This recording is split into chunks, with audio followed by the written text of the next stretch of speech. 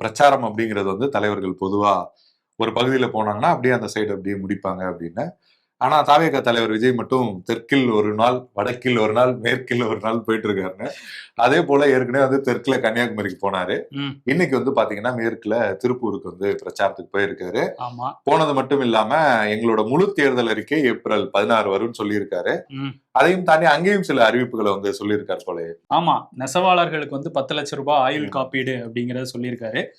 திருப்பூர்ல போயிட்டு கரெக்டா இங்க தூங்கினாதான் சரியா இருக்கும். கன்னியாகுமரியில மீனவர்களுக்கு அனௌன்ஸ் பண்ண மாதிரி இங்க இதை அனௌன்ஸ் பண்ணியிருக்காரு. அதே மாதிரி பழைய ஓய்வூதிய திட்டத்தை ஒரு கனிவோட பரிசீலனை பண்ணுவோம் தாவேக அரசு அமைஞ்சா அப்படிங்கிற சொல்லியிருக்காரு. அதே மாதிரி காவலர்களோட அடிப்படை ஊதியம் அப்படிங்கிறது 18,000 இருந்து 25,000 வந்து உயர்த்தப்படும் அப்படிங்கிற வாக்குறுதியும் வந்து அங்க கொடுத்திருக்காரு. பதவி உயர்வுக்கு பணம் வாங்குறது அப்படிங்கிறது அடியோட வந்து இருக்காது எங்க ஆட்சியில அப்படின்னா வந்து வாக்குறுதிகளை கொடுத்திருக்காரு.